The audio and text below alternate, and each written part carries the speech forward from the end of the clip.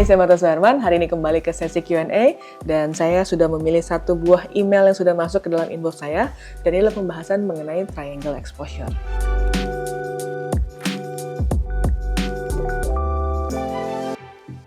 Buat teman-teman di sini, makasih banyak yang udah kirim email ke martasuherman@gmail.com. Hari ini aku pilih satu buah emailnya dari Eka Jayanto, eka.jayanto220671@gmail.com.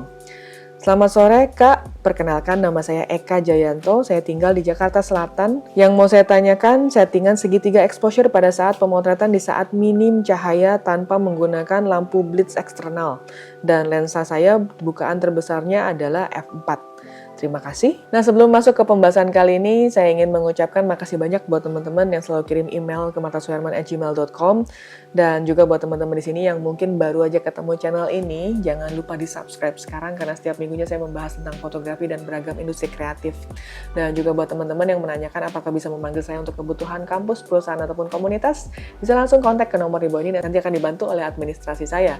Dan juga buat teman-teman yang menanyakan apakah saya ada jasa fotografi dan juga videografi, langsung kontak ke nomor tersebut. Di sini pembahasan mengenai triangle exposure memang gampang-gampang sulit ya. Kadang-kadang pada saat kita belajar fotografi itu di awal-awal kayak settingnya gimana sih mengenai triangle exposure ini. Dan buat teman-teman yang mungkin belum pernah dengar pembahasan tentang triangle exposure, bisa cek di video saya yang satu ini. Inilah pembahasan mengenai dasar teori fotografi yaitu triangle exposure. Supaya kita bisa menganalisa foto kita itu masalahnya di mana sih gitu ya. Masalahnya apakah misalnya kalau nggak tajam itu gara-gara apa sih gitu ya. Kalau fotonya burem ya, paling umum tuh orang bilangnya kayak fotonya kusam, burem gitu. Nah itu gara-gara apa? Nah di sini pembahasan triangle exposure udah aku lakukan berkali-kali dan biasanya memang nggak semudah itu buat orang yang pertama kali belajar fotografi karena aku juga waktu belajar sempat ada masanya kayak ini gimana sih? Apa kaitannya antara tiga elemen tersebut antara ISO, shutter speed, dan juga aperture. Nah, di sini pertanyaan dari Eka adalah mengenai kondisi minim cahaya. Di sini juga dikatakan tidak ada lampu tambahan, lampu blitz eksternal itu tidak ada. Kemudian lensa bukaan terbesarnya adalah f4. Kalau zaman dulu saya kuliah nih, ini kayak soal ujian saya gitu. Kalau ketemu case seperti ini, kira-kira bagaimana handlingnya? Nah, di sini biasanya kalau kita sudah ada angka yang fix banget, misalkan bukaannya adalah f4. Di sini artinya F ini adalah yang terbaik, artinya yang paling besar yang kita gunakan supaya bisa memasukkan cahaya lebih banyak ya. Karena dikatakan di sini minim cahaya, artinya kita harus membuka aperture-nya supaya cahayanya lebih banyak gitu. Jadi kalau bukaannya lebih besar, otomatis cahaya akan lebih banyak. Kalau misalkan dia mau buka di f16 atau 22, bukaannya itu lebih kecil. Nah kalau lebih kecil otomatis cahayanya masuk lebih susah lagi. Nah karena di sini mentok di f4, nah di sini teman-teman harus memikirkan bagaimana melakukan settingan pada saat ISO dan juga shutter speed ditentukan.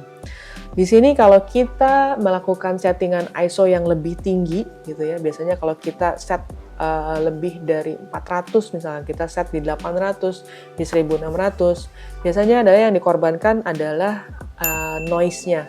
Otomatis ISO semakin tinggi, noise itu akan semakin banyak. Noise semakin banyak itu akan menyebabkan foto kita tidak bersih, banyak bintik-bintiknya gitu ya, kadang-kadang berwarna-warni. Dan ini juga menyebabkan foto kamu menjadi tidak tajam karena noise-nya terlalu banyak. Di sini kita bisa mencoba mengecek juga bagaimana dengan shutter speed-nya. Kalau misalkan kita tidak ingin fotonya itu memiliki noise yang banyak, otomatis kita harus menggunakan shutter speed yang lebih rendah. Jadi misalnya, katakan maksimal deh di 400 gitu. Kamu harus cek, karena setiap kamera itu beda-beda. Ada kamera yang memiliki high ISO performance-nya bagus. Artinya high ISO performance bagus adalah ketika kita setting di 800, di 1600, foto itu masih jernih. Foto masih bagus banget. Itu biasanya terjadi di beberapa kamera-kamera yang memiliki sensor full frame, sensor yang lebih tinggi. Dan mereka bisa menghandle ISO itu dengan lebih baik. Tapi kalau kamu di sini misalnya menggunakan kamera yang sensornya APS-C, mungkin performanya lebih rendah sedikit dibandingkan full frame. Nah, otomatis di sini teman-teman juga harus menjaga kira-kira di sampai titik maksimal mana, di mana dia sudah tidak boleh digunakan lagi high ISO yang lebih tinggi lagi.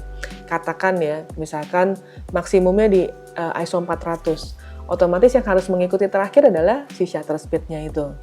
Lalu gimana caranya kita menggunakan shutter speed yang lebih lambat kalau kita tetap harus memotretnya dengan handheld, menggunakan tangan. Nah, di sini otomatis kita akan butuh yang namanya bantuan tripod. Tripod ini akan membantu supaya kita bisa memotret dengan shutter speed yang lebih lambat gitu ya. Shutter speed lebih lambat misalnya kalau kita handheld itu biasa di angka 1/125 detik. Atau misalkan zaman sekarang kameranya sudah semakin canggih, 1/60 pun masih bisa handheld, masih bisa bagus gitu ya. Nah, di sini teman-teman mungkin harus mencoba yang lebih rendah lagi, misalkan di 1 detik kah atau 2 detik. Dan itu biasanya tidak mungkin dihandle dengan handheld, karena biasanya manusia itu bernafas. Dengan kita bernafas, badan kita bergerak. Ketika badan kita bergerak, tangan kita ikut bergerak. Otomatis fotonya itu akan terdapat micro shake di sana. Nah, micro shake itu yang akan membuat foto kita itu menjadi kurang tajam, karena biasanya kalau udah lihat final akhirnya, begitu dilihat filenya ternyata ada sedikit gerakan gitu. Nah, di sini otomatis kita harus menggunakan tripod. Jadi salah satu yang harus kamu invest juga kalau kamu tidak mau menggunakan lighting, otomatis kamu harus menginvest 1 buah tripod supaya kamu bisa memotret dengan shutter speed yang lebih lambat. Katakan 1 detik, 2 detik atau bahkan mungkin sampai 5 detik, 10 detik gitu ya.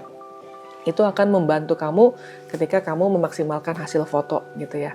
Nah, kemudian bagaimana kalau misalnya foto yang kita abadikan itu adalah foto yang bergerak?